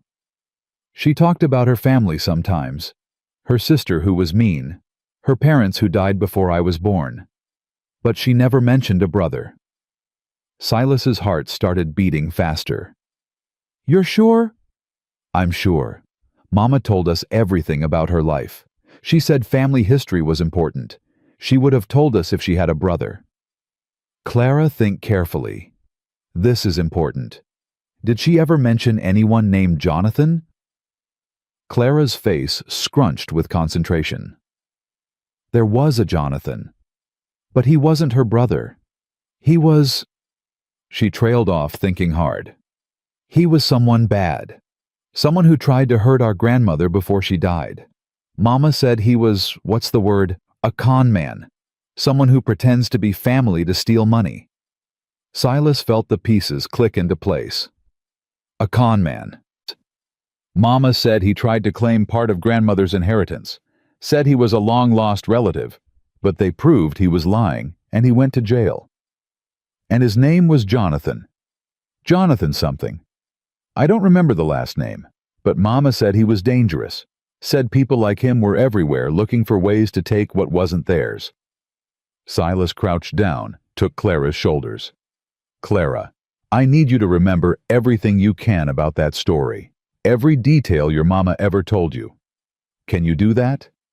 I think so. But why? Because I think that man isn't your uncle at all. I think he's a fraud, and your mama's story might be the proof we need. Clara's eyes widened. He's trying to steal us, like he tried to steal grandmother's money. Maybe. We won't know for sure until we can prove it. But if you can remember enough details... Silas squeezed her shoulders gently. You might be the one who saves us. Clara's chin lifted. That familiar determination settled over her features. I'll remember. I'll remember everything. Mama didn't tell me those stories for nothing. That's my girl. Emma stepped forward, her small face worried. What's happening, Clara? Is the bad man going to take us? Clara put her arm around her sister. No, Emmy. We're going to fight him. All of us. Together. She looked up at Silas. Right. Silas pulled both girls into his arms. Right. Tomorrow we fight. And we win. But as he held them, he couldn't shake the cold fear settling in his chest. They had one chance. One hearing. One shot at proving Brooks was a fraud before he disappeared with the girls forever. And if Clara's memory failed, if the details were wrong, if the judge didn't believe them. He couldn't think about that. He had to believe they would win. He had to. The courthouse was packed. Silas had never seen so many people crammed into one building. Every seat was taken. People stood along the walls, crowded in doorways, craned their necks from the back. The whole town had turned out to watch. Mrs. Holloway sat at the front, her face composed, her hands folded primly in her lap. Jonathan Brooks sat beside her looking confident and relaxed, like a man who already knew he'd won. Silas walked in with Clara and Emma on either side of him. The crowd's whispers rose and fell like waves. He kept his eyes forward, his jaw set, his hand steady on the girl's shoulders. "Remember what we talked about," he murmured. "Stay calm. Tell the truth. And when the judge asks you questions, look him right in the eye." "Yes, sir," Clara whispered back. Emma just squeezed his hand tighter. Judge Harrison, no relation to Mrs. Holloway, thank God, called the hearing to order. He was a severe-looking man with white hair and sharp eyes that missed nothing. "This hearing will determine the custody of Clara and Emma McAllister, currently in the care of Mr. Silas Garrett. We have two competing claims. Mr. Garrett, who was appointed temporary guardian following the death of the children's mother, and Mr. Jonathan Brooks, who claims to be the children's maternal uncle." Brooks stood smoothing his expensive jacket. "If I may, Your Honor, this should be a simple matter. I am blood family.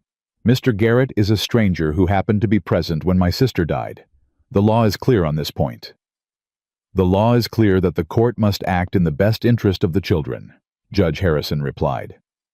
"Blood relation is a factor, not a guarantee. Now sit down, Mr. Brooks. We'll proceed in proper order." Mrs. Holloway went first. Her testimony was exactly what Silas expected, a litany of accusations dressed up in concern. The unsuitable environment, the lack of female supervision, the children being forced to work, the impropriety of a single man raising young girls. "I have devoted my life to protecting vulnerable children." Mrs. Holloway concluded, dabbing at her eyes with a handkerchief. "It breaks my heart to see these poor orphans trapped in such circumstances." Sheriff Tucker testified next. "I've visited the Garrett Ranch multiple times," he said. "The children are well-fed, well-clothed, and clearly bonded with Mr. Garrett. I've seen no evidence of neglect or mistreatment." "And what of the claims that they're being forced to work?" the judge asked. "Your Honor, those girls help with chores because they want to. Clara asked Mr. Garrett to teach her ranch work. She takes pride in what she's learned." Tucker's voice hardened. "Calling that forced labor is an insult to everyone who's ever taught a child responsibility." Mrs. Wong testified, then Mrs. Brennan, then Reverend Thomas. One by one, the people of Bitter Creek stood up and spoke in Silas's defense. The crowd began to shift. Murmurs of support rippled through the room. Even some of Mrs. Holloway's allies looked uncertain. Then Jonathan Brooks took the stand. "Your Honor, I understand that Mr. Garrett has supporters in this community, but I must remind the court of one simple fact." Brooks's voice was smooth, sincere, practiced. "I am these children's family. Their mother was my sister. We had our differences, yes, what family doesn't, but blood is blood. Those girls deserve to be raised by someone who shares their heritage, their history, their name." "Can you prove your relationship to Mrs. Hannah McAllister?" the judge asked. "I can." Brooks held up a sheaf of papers. "Birth certificates, family records, a letter from my family's lawyer in Boston confirming my identity." The judge examined the documents, his expression unreadable. "These appear to be in order." Silas's heart sank. "Your Honor, if I may." Brooks spread his hands. "I don't wish to drag this out. I'm prepared to take the children today, provide them with a proper home, a proper education, a proper family. All I ask is that the court recognize my claim." The judge turned to Silas. "Mr. Garrett, do you have anything to say?" Silas stood. His legs felt weak, but his voice came out steady. "I have one witness, Your Honor, someone who knows more about the McAllister family history than anyone else in this room." "And who might that be?" "Clara McAllister." The crowd rustled. Brooks's smile flickered. "Your Honor, this is absurd. She's a child. She can't possibly. She's a child who was raised by Hannah McAllister. A child who heard her mother's stories every night for 5 years. A child who knows things that no fraud could fake." The judge's eyes sharpened. "Fraud is a serious accusation, Mr. Garrett. I'm aware, and I intend to prove it." Clara took the stand. She looked impossibly small in the witness chair, her feet dangling above the floor, her face pale but determined. Silas wanted to pull her into his arms and shield her from all of this, but he couldn't. This was her fight now. "Clara," the judge said gently, "do you understand why you're here today?" "Yes, sir. You're deciding whether I and Emma get to stay with Mr. Silas or have to go with that man." She pointed at Brooks. "That's correct. And do you know who that man claims to be?" "He says he's our uncle, our mama's brother." "And is that true?" Clara's chin lifted. "No, sir, it's not." Brooks shot to his feet. "Your Honor, this is ridiculous. You can't seriously—" "Sit down, Mr. Brooks." The judge's voice cut like a whip. "Continue, Clara." Clara took a breath. "Mama told us about her family all the time. She said it was important to know where we came from. She had one sister named Margaret who married a rich man and didn't want anything to do with us after Mama married Papa. Her parents died before I was born. She didn't have any brothers. None. Ever. Perhaps your mother simply didn't mention. She told us everything." Clara's voice rose. "She told us about her first pet dog. She told us about the time she broke her arm falling out of a tree. She told us about the boy who gave her flowers at her first dance. She would have told us if she had a brother." The judge leaned forward. "Is there anything else, Clara? Anything specific that contradicts Mr. Brooks's claim?" Clara nodded. "There's something Mama told us about a bad man, a con man, someone who tried to steal money from our grandmother by pretending to be a long-lost relative."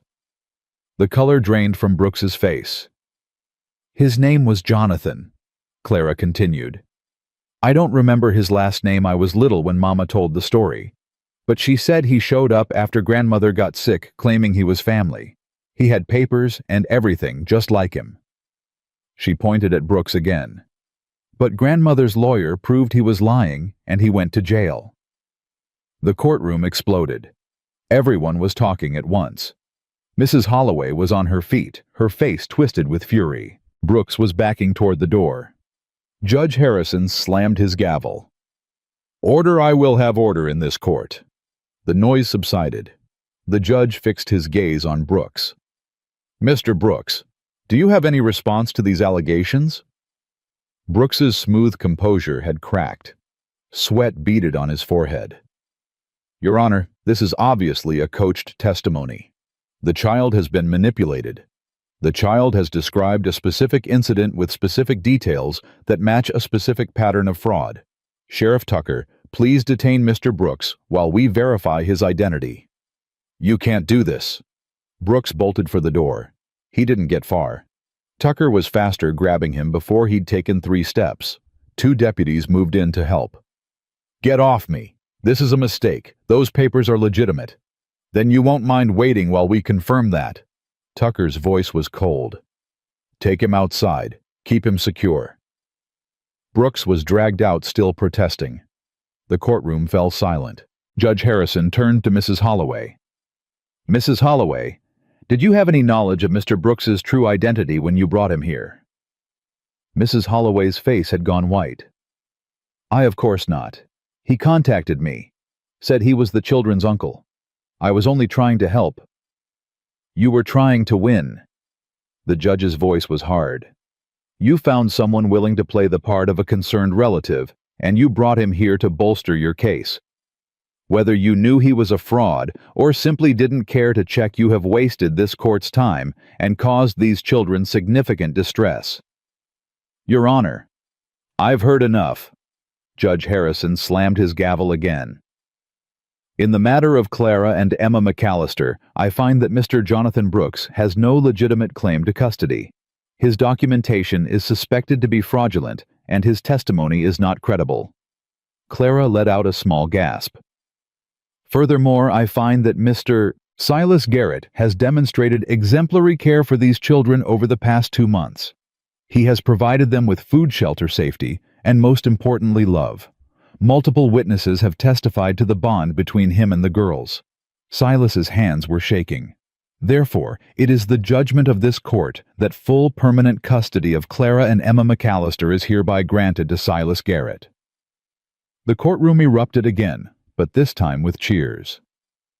Clara flew out of the witness chair and launched herself at Silas. Emma was right behind her. He caught them both, held them so tight he could barely breathe. We won. Clara sobbed into his shoulder. We won. We won. We won. You won, Silas said, his voice breaking. You're the one who saved us. Emma was crying too, her small body shaking with relief. We get to stay forever.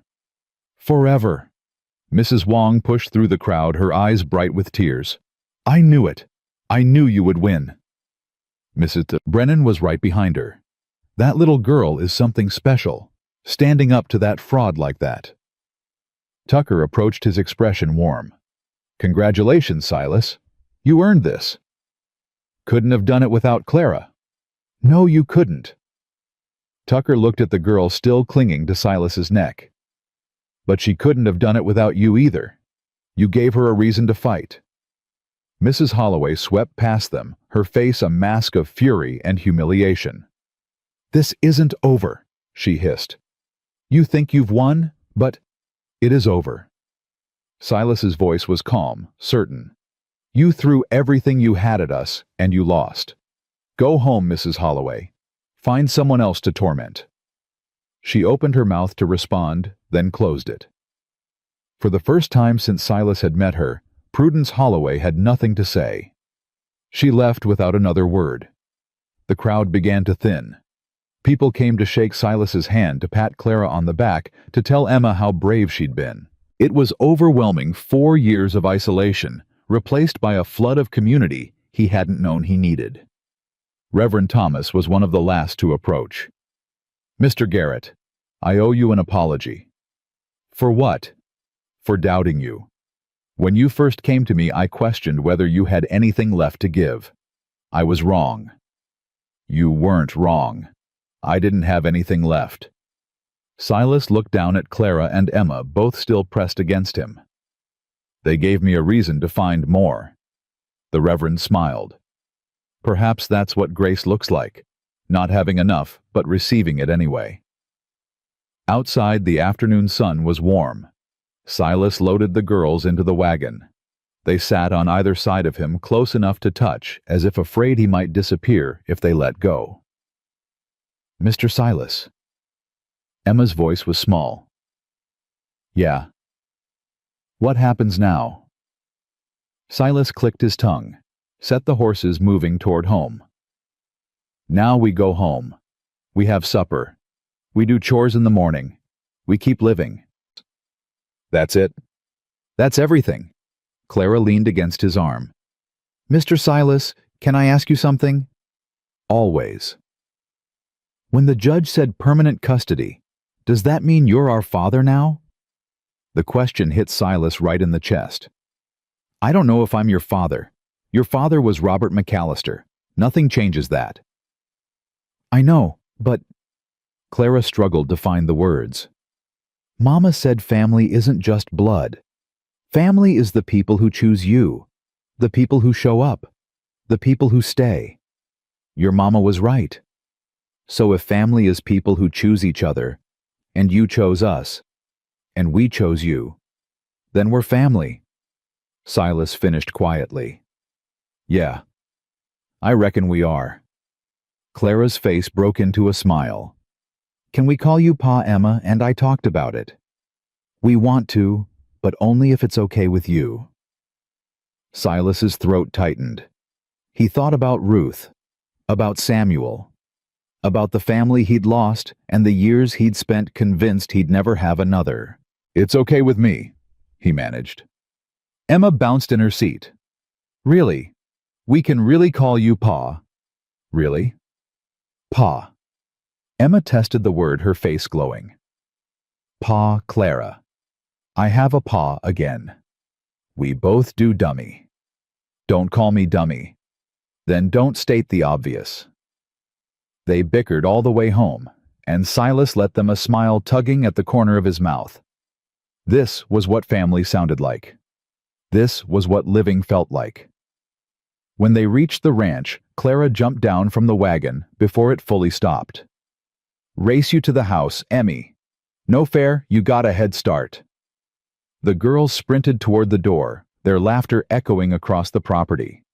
Silas watched them go, two small figures full of life and hope, and everything he'd thought was lost to him forever. He was unhitching the horses when Clara came running back. Pa, come quick." His heart lurched. "What's wrong?" "Nothing's wrong. Just come see."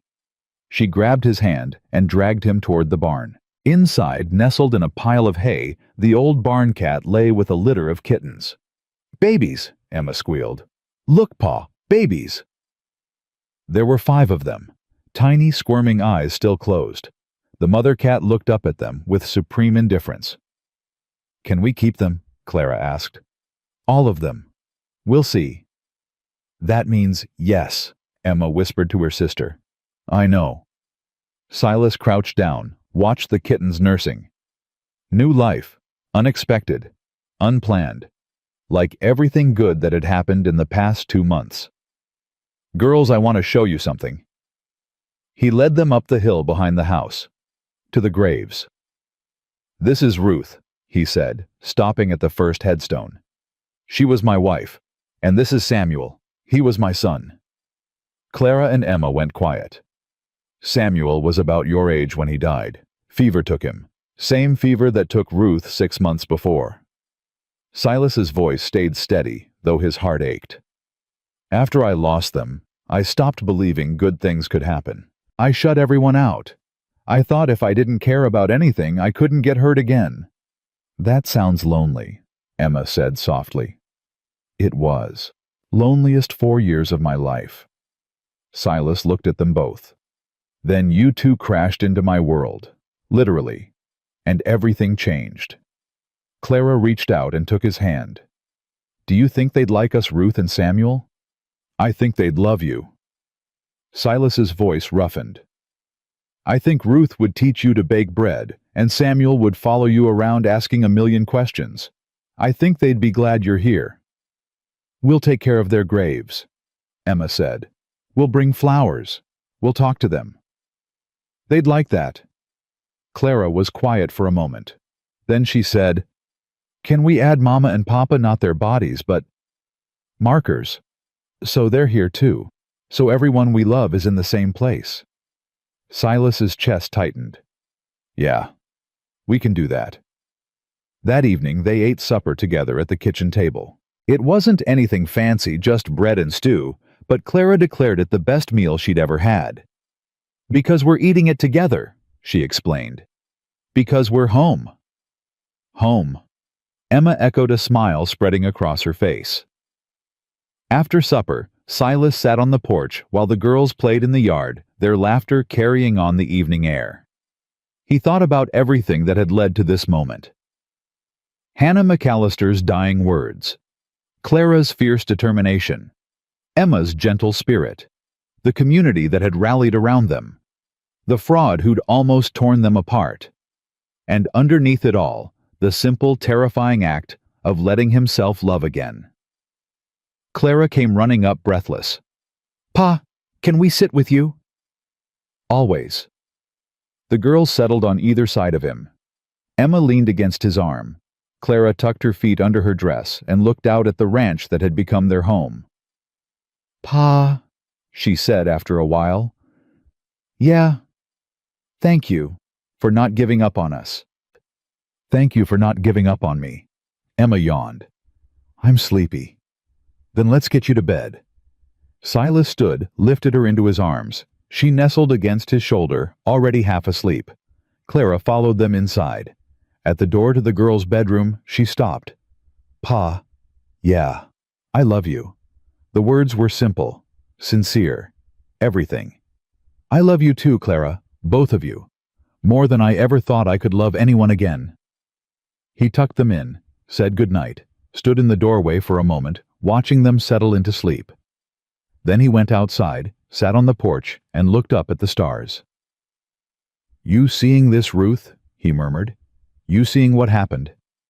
The stars didn't answer, but Silas felt something anyway. A warmth, a peace. Like somewhere out there his wife and son were smiling. He had a family again.